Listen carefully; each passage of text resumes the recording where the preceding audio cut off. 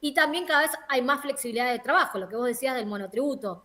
Digo, aproximadamente por cada aporte que hace un trabajador de relación de dependencia, vos necesitas 25 monotributistas para que igualen un aporte. Entonces, Sí. cuando vemos que el trabajo está casi estancado, se están perdiendo puestos de trabajo registrados y lo único que crece son los monotributistas, bueno, no es una buena noticia. Primero, porque los trabajadores monotributistas hay un montón de derechos que los ven pasar por el costado. Y segundo, porque también estamos desfinanciando de esa forma la seguridad social. Este es un debate que nos tenemos que dar de muchos años. O sea, Estamos ya en condiciones de recibir a nuestra primera invitada en este cuarto programa de PBI. Tenemos el honor de poder charlar en vivo desde Paraná, conectados con Buenos Aires, con Alejandra La China Escarano, economista, docente universitaria y actual secretaria de Hacienda de la Municipalidad de Hurlingham. ¿Cómo estás, Alejandra? Un placer hablar con vos. ¿cómo andas, Juan Pablo? ¿Y cómo andan los compañeros? ¿Todo bien por ahí? Hola, Bien, buenas todo bien. tardes. Hola Alejandra. Bien, bueno, tenemos muchísimo para hablar en función de lo que está pasando en la Argentina, ¿no? Vos sos, además de tener todo un esquema teórico para poder analizar lo que ocurrió, lo que viene, tenés un vínculo permanente con las realidades más urgentes de nuestro pueblo, llevando adelante la Secretaría de Hacienda de un municipio del conurbano bonaerense. ¿Qué es lo que se viene en la Argentina en este tiempo?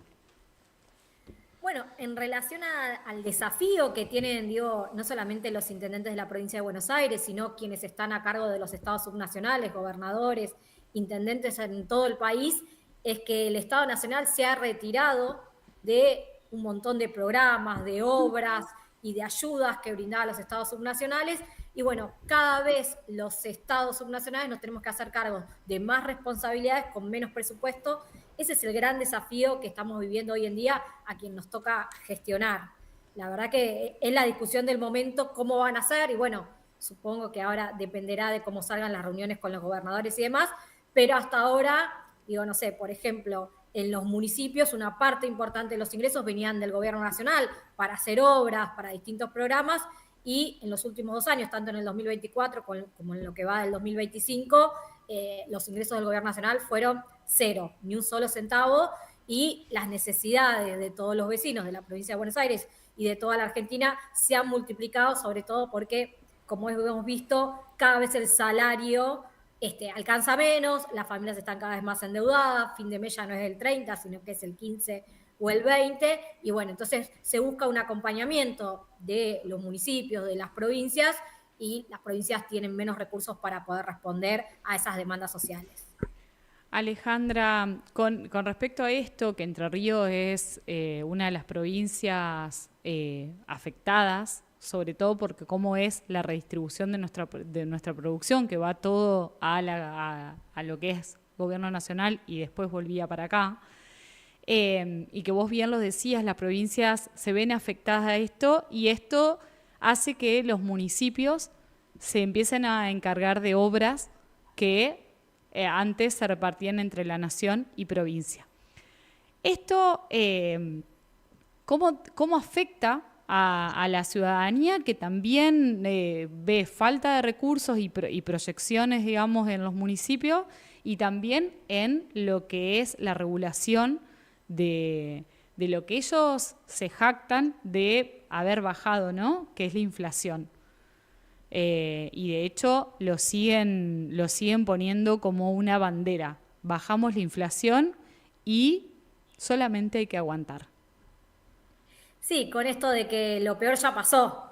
Bueno, vamos a ver si lo peor pasó o no pasó. Digo, hace 15 días antes de las elecciones parecía que estaba todo mal y la crisis económica era inminente, y después del resultado electoral parece que está todo bien. Digo, no es ni una cosa ni la otra. Digo, el modelo económico que se está planteando sigue siendo igual de inconsistente que antes de las elecciones. Digo, es un modelo que demanda todo el tiempo de la generación de dólares, dólares que la Argentina no tiene. Digo, este modelo, con las distintas medidas que se tomaron de diciembre del 2023 hasta las últimas, ha demandado ya el uso de más de 90.000 millones de dólares, entre la devaluación, el adelanto primero transitorio y después permanente de la rebaja de las retenciones, los repos, la plata que entró del Fondo Monetario Internacional, de otros organismos internacionales. Todo eso suma 93.000 millones de dólares que consumió el gobierno desde diciembre del 2023 hasta la actualidad. Y bueno, ese es el gran problema que tiene. Si Argentina puede generar la confianza y los dólares que necesita este modelo. Hasta el viernes pasado parecía que, o el anterior, parecía que no se podía. Con el respaldo de Estados Unidos, esta sensación cambió. El mercado deja de desconfiar de que el gobierno vaya a cumplir con sus vencimientos. Entonces, bueno, hay nuevamente expectativas. El mercado financiero festejó esta medida. Vimos que subieron los valores de muchas acciones, de muchos títulos. Pero bueno, eso es una parte de la realidad que es el mercado financiero, que es importante, digo, no es que todo está mal en el mercado financiero, sino que da muy buenos resultados porque había una expectativa de que gane el gobierno ganó en forma contundente, hay que decirlo, entonces los mercados festejaron. Pero la otra parte de la economía es la economía real, esta que hablábamos, qué pasa en las provincias, qué pasa con los salarios de la gente, se genera empleo, no se genera empleo, bueno, esos son los debates que nos tenemos que dar, porque el mismo lunes, mientras los mercados financieros festejaban, y con esto no quiero decir que los mercados financieros sean malos, porque también, digamos, se necesita de un mercado de capitales para que financie la producción en la Argentina, pero la contracara de esto es que seguimos viendo que hay despidos, que hay suspensiones y que 9 de cada 10 familias están endeudadas en la Argentina. Y esto es un problema, porque el salario ya no responde a poder adquirir todos los bienes que necesita una familia para poder subsistir. Y esto es un problema que tenemos que tener en cuenta y sobre el que tenemos que trabajar para dar respuestas sobre eso. Y la reforma laboral, los proyectos que están en danza en el gobierno, no darían esas respuestas. Digo, ni la reforma tributaria, ni la reforma laboral parece que fueran en el sentido de mejorar las condiciones de vida de los y las trabajadores en la Argentina. Sí, justo fuiste a un tema que te iba a consultar. Se lo vio al presidente envalentonado en estos días, reunido con los gobernadores, muy empoderado por el voto del fin de semana del 26.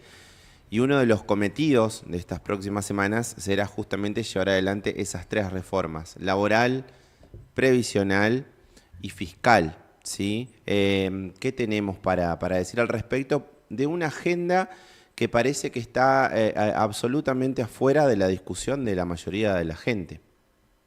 Sí, yo creo que tenemos que estar muy atentos y atentas, porque la reforma laboral en realidad lo único que plantea es reducción de derechos, es un disciplinamiento de la clase trabajadora, y me parece que nosotros tenemos que ir por lo contrario. Me parece que el gran debate o la gran expectativa es, hoy tenemos casi la mitad de los trabajadores afuera del mercado formal de trabajo. Bueno, no hay que recortar derechos, hay que ampliarlos. Los derechos que tienen casi el 50% de los trabajadores hay que ampliarlos a la otra mitad que hoy están trabajando en la informalidad. Me parece que ese es el desafío que tiene una reforma laboral. Y es muy importante pensar lo que ya pasó en la Argentina, no es la primera vez que se discute eso. Y cuando uno mira los antecedentes, ve que cuando se flexibilizaron las normas laborales, cuando se rebajaron las contribuciones patronales, los resultados fueron distintos a los que nos cuentan. Por ejemplo, en la década del 90 bajaron las contribuciones patronales, se flexibilizaron las normas laborales y se terminó con una desocupación del 20%. Y si querés, el contraejemplo de eso sería durante los años del kirchnerismo, que volvieron a aumentar las contribuciones patronales, que hubo muchas regulaciones en el trabajo, se generaron 5 millones de puestos de trabajo. Entonces, el resultado es bien distinto al que nos intentan hacer creer que por esto se va a generar trabajo. Pensémoslo ahora. Supongan que mañana sale un decreto y dice las contribuciones patronales son 0. ¿Ustedes piensan que en este contexto económico donde las empresas no están vendiendo, saldrían a buscar trabajadores igual? Por supuesto que no, porque las empresas buscan trabajadores cuando tienen ventas. Si las empresas no venden, por más que vos le regales trabajadores para llevarlo al ridículo, no van a tratar trabajadores, porque no los necesitan, porque no están vendiendo. Entonces, la generación de empleo tiene más que ver con el crecimiento de la economía, con el crecimiento de la demanda, que con el costo laboral. Y déjame decirte algo más con esto, el costo laboral hay que tener mucho cuidado, porque ya está medio instalado como el mito de, bueno, contratar un trabajo es un 50% del salario. Y déjame decirte que no es así, déjame decirles a los 3 que no es así. ¿Por qué? Porque cuando uno contrata a un trabajador, en realidad hay una parte que pagan los trabajadores, que son los aportes que hacemos a la jubilación, a la obra social, al PAMI, si queremos a la cuota sindical, y otra parte es la que hacen los empleadores, que más o menos, dependiendo si es una MIPYME o si no, y el sector, anda entre el 18 y el 20%. Entonces, en realidad, lo único que pone el empleador es este 18 y el 20%. El resto lo ponemos los trabajadores, que por la forma que hay de liquidarlo, el empleador te lo retiene del salario y lo deposita ellos en la FIP o en ARCA, pero la mitad de ese esfuerzo lo hacemos los trabajadores. Entonces, ahí hay un gran mito.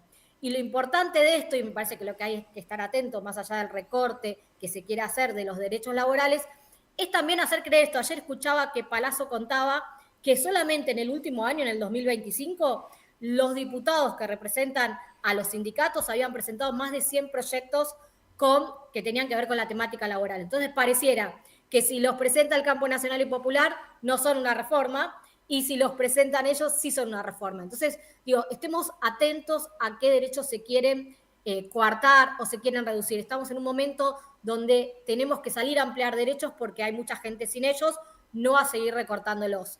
Y hay que estar muy atentos con la contracara de esto, que es el sistema previsional. Está todo atado, porque además de la reforma laboral, ellos quieren hacer una reforma tributaria. En esa reforma tributaria, de las cosas que por ahora se dicen, porque no vimos nada escrito, está, por ejemplo, que quieren eliminar el impuesto a los débitos y créditos.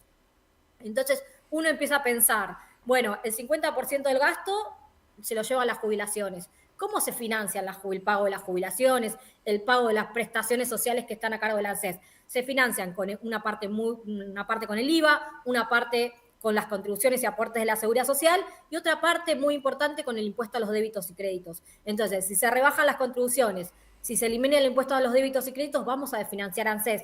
Entonces, parecería que primero se va a desfinanciar la Seguridad Social, esto también no es la primera vez que se hace, y después van a decir que este régimen, como está en la actualidad, es insostenible y se van a ir a recortar también derechos laborales. ¿Y por qué es muy importante mirar el sistema previsional? Porque en la Argentina, justamente decíamos, hay una gran parte de los trabajadores, entre un 35 y un 40%, que están afuera del mercado de trabajo formal, es decir, no hacen aportes, no tienen garantizada su jubilación. Y si uno mira los últimos 30 años, que es lo que debería mirar, porque necesita juntar 30 años de aportes para poder jubilarse, también en promedio más o menos la desocupación da un 10%. Esto hace que la mitad de la gente está afuera. Y la jubilación actúa en la Argentina como una política de inclusión para aquellos que el Estado no les garantizó tener un trabajo registrado y poder juntar estos 30 años de aporte. Bueno, la jubilación es casi universal justamente para incluir a todas esas personas que excluimos durante su etapa laboral. Entonces me parece importante cuidar el sistema previsional, pensar cómo lo vamos a fortalecer. Digo, hay toda una discusión. Digo, por un lado, nosotros siempre pensamos, bueno, hay que distribuir más recursos con las provincias, y eso está muy bien, porque las provincias cada vez se hacen cargo de más cosas que deja de hacer la nación, pero la nación a la vez tiene el gasto previsional y también hay que debatirlo cómo lo vamos a financiar. Digo, es muy importante el gasto previsional y es muy importante financiarlo y mantenerlo. Ya se eliminaron las moratorias. Con la eliminación de las moratorias estamos achicando el ingreso a la jubilación. El año pasado, o los meses donde estuvo vigente, el 80% de las altas de jubilaciones eran a través de moratorias. Esto implica que eliminadas las moratorias, vamos a dejar afuera a más de la mitad de las personas en edad de jubilarse. Y el Estado tiene que darle una respuesta a esas personas. Alejandra, con respecto a lo que vos decías de la reforma previsional que está planteando el Gobierno Nacional, ¿hay una posibilidad de una posible reforma previsional que sea sin una reducción de derechos a los trabajadores en razón de dependencia?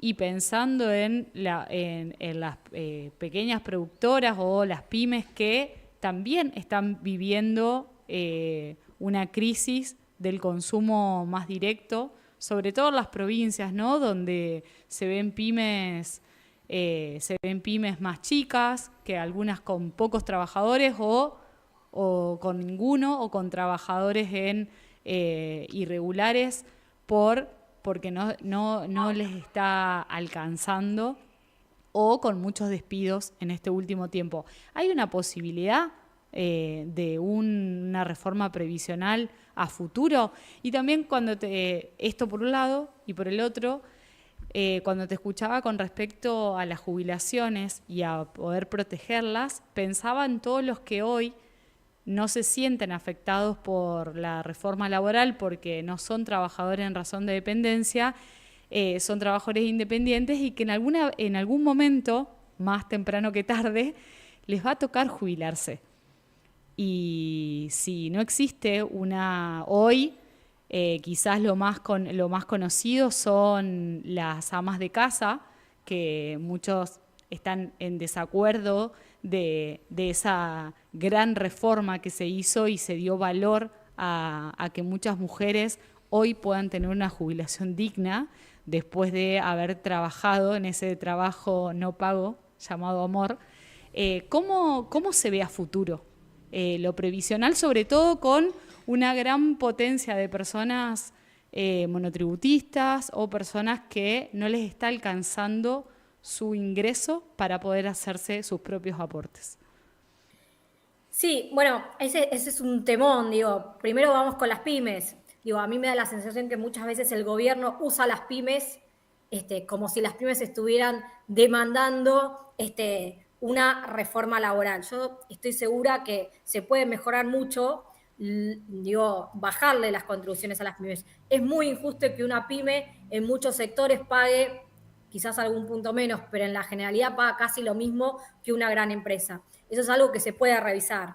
Y se puede revisar como también tenemos que revisar, por ejemplo, que cuando uno analiza el presupuesto y ve cuál es el gasto tributario, ¿qué significa el gasto tributario? Todo lo que el Estado deja de recaudar porque tiene regímenes de promoción, regímenes de exhibición, y por ejemplo ve que hay empresas, algunas muy grandes, muy conocidas, que tienen parte de la seguridad social, digamos, eximida. Entonces, bueno, digo, quizás hay que poner esto también en la reforma laboral y decir, bueno, estas empresas que en algún momento estuvo bien que acompañemos a las empresas tecnológicas para que empiecen. Bueno, esas empresas ya empezaron, ya están funcionando, están ganando, están muy bien. Bueno, quizás es el momento en que el Estado les quite el apoyo a esas empresas y se lo dé a las pymes que en este contexto de una economía que le cuesta arrancar y cuesta mucho que los trabajadores les alcance con sus salarios y demás, bueno, aliviarle la carga tributaria de las contribuciones patronales a las empresas más chicas. Digo, esto podría darse, tendríamos que hacer los números de cuánto es el gasto tributario total, más o menos son 4 puntos del PBI, habría que ver de eso cuánto se lleva a la seguridad social de estas empresas, pero seguramente hay mucho para revisar. Digo, me parece que en esto es ampliar derechos, no recortarlos. Y respecto a la seguridad social y a todo lo que vos hablabas, de que uno lo ve muy lejos, pero bueno, tenemos que cuidarlo porque el sistema está pensado para que nosotros, que somos trabajadores activos, le paguemos la jubilación a los que ya trabajaron y hoy son trabajadores pasivos o jubilados o pensionados. Y en el futuro nuestros hijos nos lo van a tener que pagar a nosotros. Y acá la discusión excede a la Argentina. Hay una discusión en todo el mundo de qué está pasando. Cada vez vivimos más años. En esos años que vivimos, obviamente demandamos más derechos, actividades, tenemos una alta carga de costo de medicamentos, porque vivir y vivir bien cuesta que tomemos un montón de medicamentos para que nos ayuden a transitar esa adultez de la mejor forma posible. ¿Y qué pasa por el otro lado? Cada vez nacen menos personas, con lo cual cada vez va a haber menos gente que pueda sostenernos a nosotros cuando estemos en edad de jubilarnos, y también cada vez hay más flexibilidad de trabajo, lo que vos decías del monotributo. Digo, aproximadamente por cada aporte que hace un trabajador de relación de dependencia, vos necesitas 25 monotributistas para que igualen un aporte. Entonces, cuando vemos que el trabajo está casi estancado, se están perdiendo puestos de trabajo registrados y lo único que crece son los monotributistas, bueno, no es una buena noticia. Primero, porque los trabajadores monotributistas hay un montón de derechos que los ven pasar por el costado. Y segundo, porque también estamos desfinanciando de esa forma la seguridad social. Y este es un debate que nos tenemos que dar de muchos años. O sea, obviamente se profundizó esto ahora, pero si uno ve lo que pasó en el mercado laboral los últimos 20 años, ve que mientras el trabajo registrado creció, el trabajo de los monotributistas creció 5 veces lo que creció el trabajo del empleo registrado. Que el monotributista está dentro de lo que sería el empleo registrado. Y lo que vos nombrabas de las empleadas de ama de casa, me parece que también es otra forma de atacar los problemas. Cuando uno mira, bueno, ¿dónde está el trabajo no registrado? Mucho está en las pymes, mucho está en las empleadas de casas particulares, hay otro tanto en el campo. Entonces, quizás lo que hay que tomar es medidas focalizadas. Con el régimen de casas particulares o de empleadas domésticas, justamente se había hecho esto, se había tomado una medida específica, aquellos que registraban a su empleada doméstica, se lo podían descontar del impuesto a las ganancias, después estuvo el programa Registradas. Entonces hay que tomar políticas sectoriales para ir ayudando a esos sectores a que se formalicen e incluir a esos trabajadores en el mercado de trabajo formal, y de esa forma no solamente le estás dando derechos en la actualidad, sino que además estás garantizando la financiación del sistema previsional. El sistema previsional es viable cuando hay un mercado de trabajo que funciona. Cuando ese mercado de trabajo empieza a excluir cada vez más gente y empieza a flexibilizar la norma de trabajo y a tener más monotributistas y menos trabajadores registrados, empieza a hacer ruido, y es ahí donde el Estado, y en esto digo, no pasa en Argentina, pasa en todo el mundo. Hoy ningún sistema, como se habían pensado en los 40, en los 50, que los trabajadores activos tenían que sostener a los trabajadores pasivos, eso ya no sucede. En el mundo, una parte importante, en Argentina es más o menos el 50%, se sostiene a través de los aportes y contribuciones, y la otra parte a través de otro tipo de impuestos que se destinan para fortalecer los recursos del sistema previsional. Esto pasa en todos los países del mundo, porque pasa esto en general en Europa, bueno, sobre todo en Europa, donde nosotros nos miramos mucho, está pasando esto. Se discute justamente esto, cómo van a ser los sistemas previsionales del futuro, con la flexibilidad del trabajo y con la caída en los nacimientos y el aumento de la esperanza de vida. Ale, como para ir cerrando y siempre agradeciéndote y seguramente abriendo la puerta para convocarte a una nueva charla, porque hay muchísimo por conversar.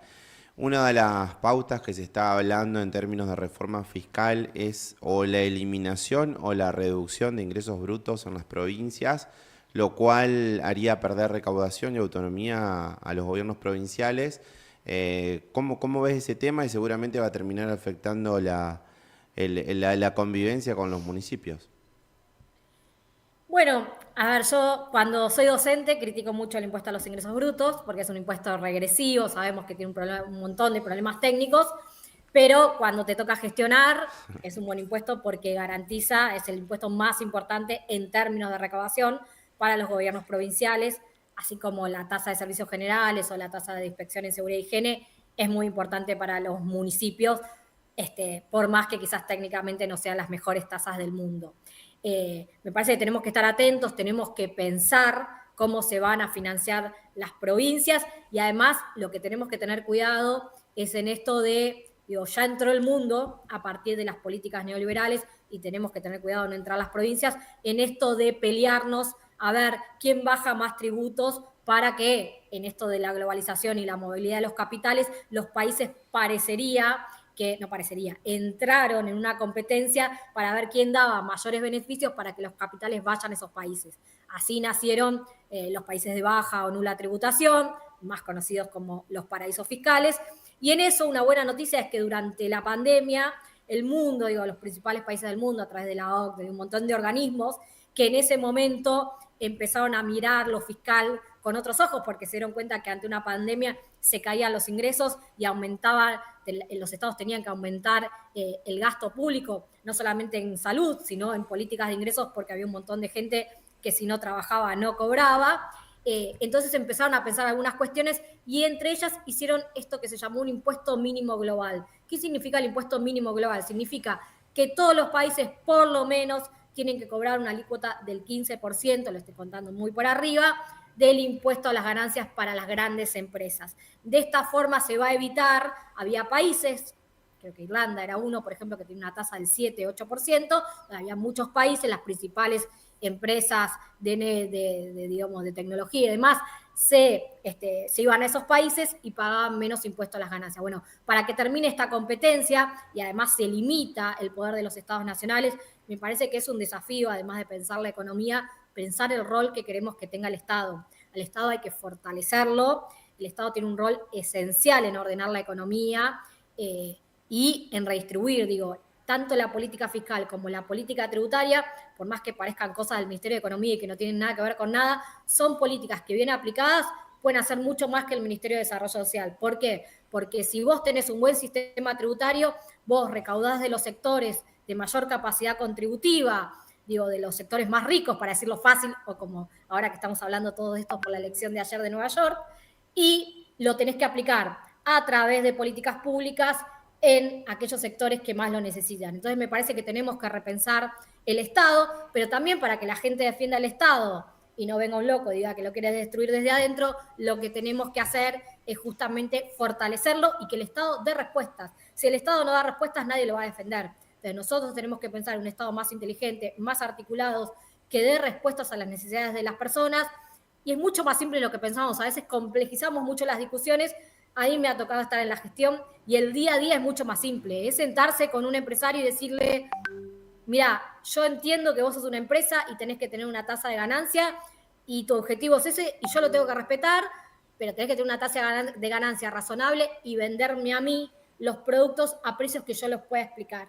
Te digo, cuando vos planteás esas discusiones, todos ellos quieren vender, nosotros queremos comprar, nosotros queremos gastar menos, ellos quieren vender más caro, pero siempre llegás a un punto medio donde vos defendés los intereses del Estado que está comprando a los precios que tiene que comprar y ellos venden y tienen su tasa de ganancias que obviamente tiene que ser razonable. Digo, me parece que esas son las discusiones. Ayer lo planteaba Hernán, estuvo en un programa en Cenital y planteaba esto. Me parece que esas son las discusiones que se tienen que dar el peronismo. Tenemos que pensar un mercado de capitales, tenemos que tener diálogo con los empresarios, tenemos que tener diálogo con los otros sectores y pensar un Estado que dé respuestas para fortalecerlo, pensar cómo lo vamos a financiar y de esa forma generar las condiciones para que el pueblo viva más tranquilo y más feliz.